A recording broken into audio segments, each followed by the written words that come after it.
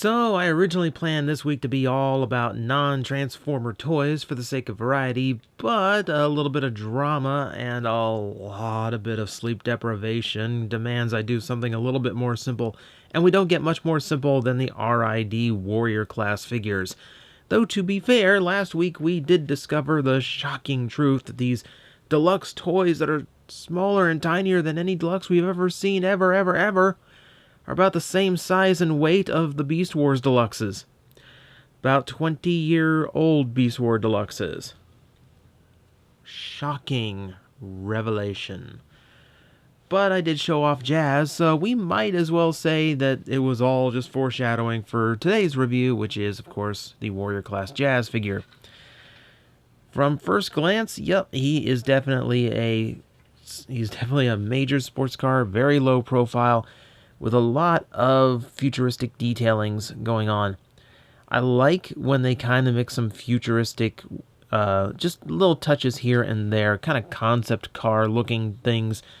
It kind of gives it a little bit more of a Cybertronian feel, like it's not just them copying a vehicle, but maintaining a little bit of personality from their standard vehicle modes that they had back on their own home planet. That kind of thing. If you do notice, of course, that it's like all the other Warrior class figures, it's not as detailed as you would like. But what I really need out of Jazz is here, at least, there are blue and red racing stripes going all around this guy. On the hood, yeah, I am missing the red. I'm missing a number 4 personally, but that's for a different Jazz. I do like the Knight Rider red light all the way across. That's kind of an interesting little detail. And it does get some red on the hood where I need it. A little bit on the doors. That's pretty much standard. A little bit here on the back. And of course, the windows, all black painted. Except for the rear one. The rear one gets skipped so many times. That's about it for paint. I mean, yeah, it's a shockingly low amount of paint for a vehicle toy. I mean, yeah, I understand. They're cutting back a lot here. They're making them more simple for kids. I get it. This is why we, as collectors, enjoy the Combiner War line. But even details like this, like the headlights are normally something that always get painted or translucent pieces get glued in to mimic them.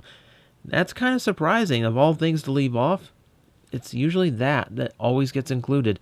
So that's a little bit weird. There is a lot of molding to it that I do like. You can see the bumper is multi-layered. You can see where turn signals and brake lights and such are. There's a few vents here on the hood in order to give it a little bit of more of a racing feel. There's something of a spoiler here. It's got a kind of a gap issue, but it's there.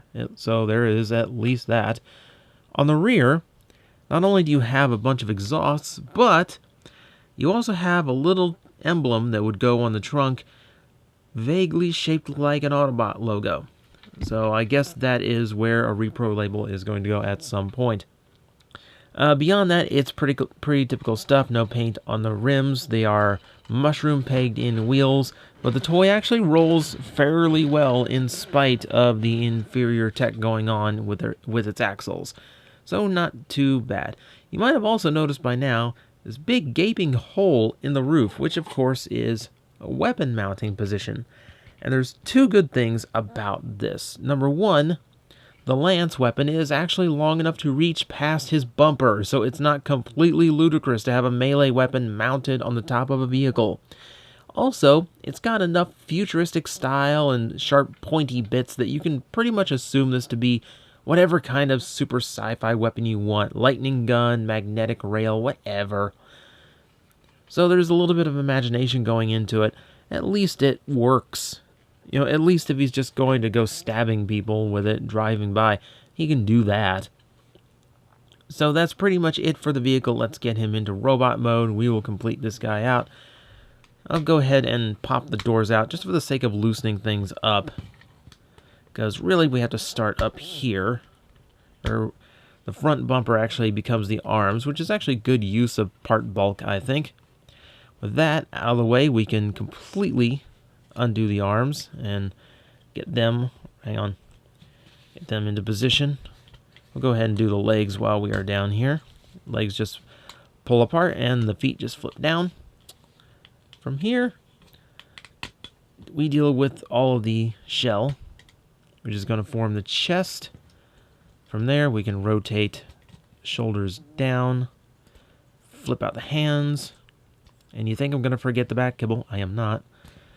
Kind of pegs in a little, there's kind of tabs in a little bit, so you have to work it around a little bit across panels just to get it snug up against the back.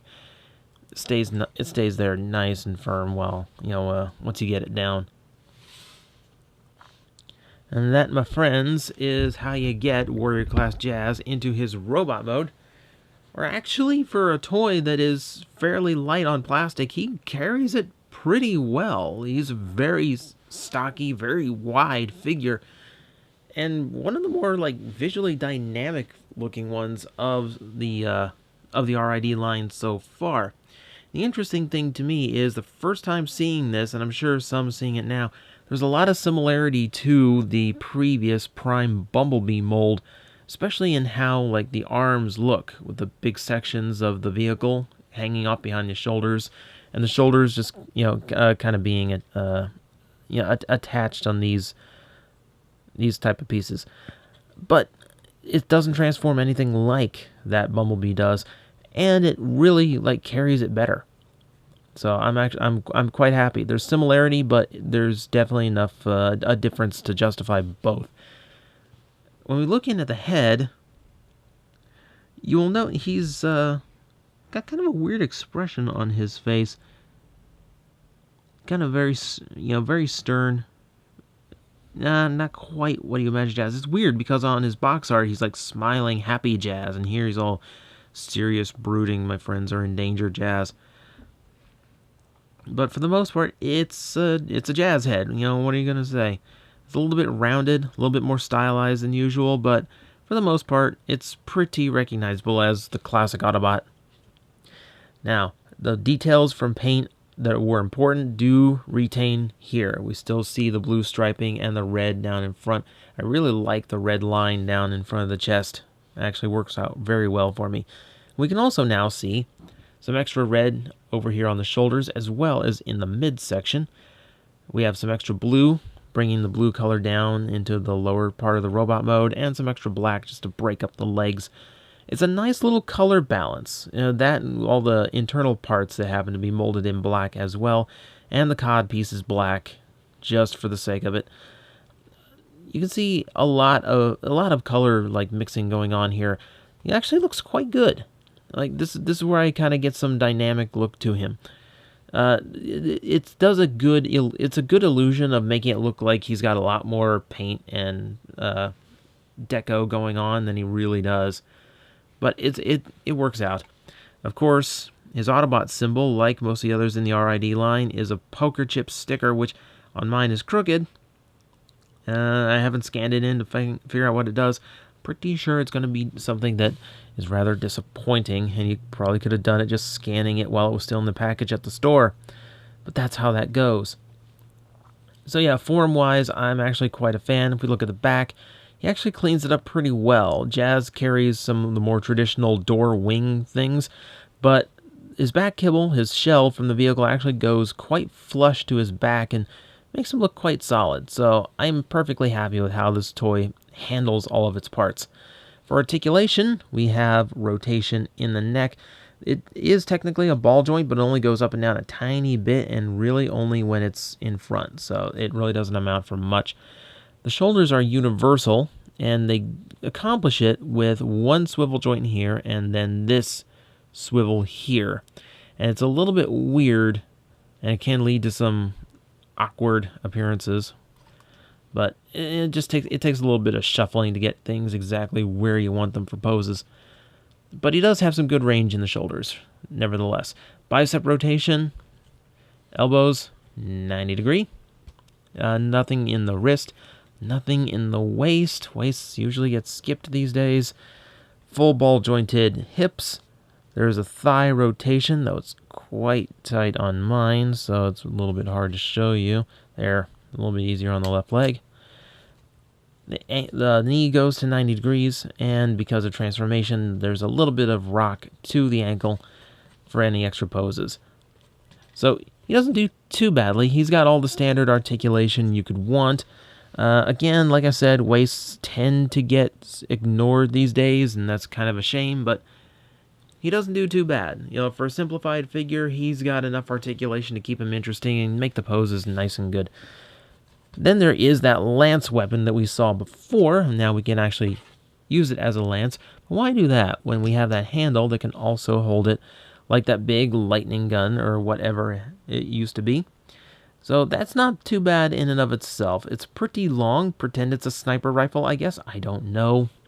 But if we want to use it properly, the handle does actually snap into his hand, and we do have him using it as a proper lance. And I never really pictured Jazz as a lancer, but there's something about it that kind of works for him. Like, I'm not really objecting to this in any way. I think it actually kind of suits his wide stance, his big wide shoulders, have a traditional knight's weapon. So I'm perfectly happy with it. It's a little bit more interesting than just, your standard gun or, say, speakers popping out of the shoulders and the like.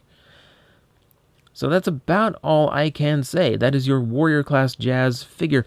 He's probably one of the better ones to come out of the R.I.D. line, going up against Strong Arm as in position for my favorite in the series.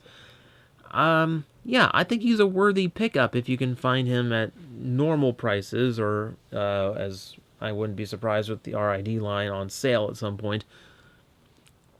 And yes, it does feel a little bit cheaper than they used to be. But I think he's a good example of they can still work with what they have and come up with a satisfying figure. You might need to repro label him a little bit, but again, form-wise, function-wise, articulation-wise, I really don't find any major fault with him.